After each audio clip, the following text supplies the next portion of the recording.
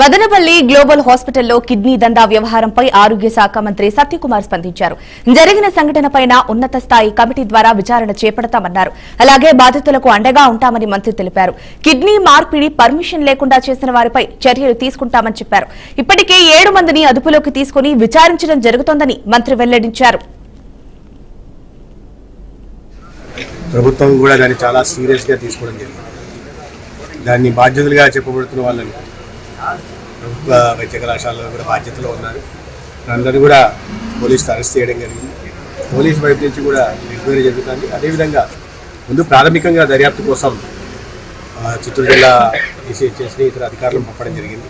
ఇది మాత్రమే కాకుండా రాష్ట్ర వ్యాప్తంగా కూడా ఎటువంటి అనుమతులు లేకుండా ఎక్కడైనా ఈ ట్రాన్స్ప్లాంటేషన్ జరుగుతుందా, ఎందుకంటే ట్రాన్స్ప్లాంటేషన్ చేయాలంటే అనుమతి, transplantation of organs and tissues 1994 act ప్రకారం అనుమతులు ఉండాలి. అనుమతులు లేకుండా ఇక్కడ నిర్వహించారు.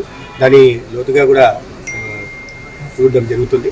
అదేవిధంగా రాష్ట్ర వ్యాప్తంగా కూడా ఇటువంటి ఎక్కడైనా ఉన్నాయా అనే విషయాన్ని ఒక high level committee, director of medical education, director of secondary health, ఇతర నిపుణులైన డాక్టర్లను కూడా నియమించి రాష్ట్ర వ్యాప్తంగా కూడా ఈ విషయంలో ఒక ఇన్స్పెక్షన్లు చేయడం, ఎక్కడైనా జరుగుతున్నాయా గమనించడం, వాటి మీద కఠిన చర్యలు తీసుకోవడం, అదేవిధంగా రాష్ట్రంలో ఎప్పుడు కూడా ఇటువంటి సంఘటనలు పునరావృతం కాకుండా చూడడం జరుగుతుంది. ప్రధానంగా ఇక్కడ పోలీస్ పరంగా క్రిమినల్ ప్రొసీడింగ్స్ ఏవైతే ఉన్నాయో వాటిని తీసుకోవడం జరుగుతుంది.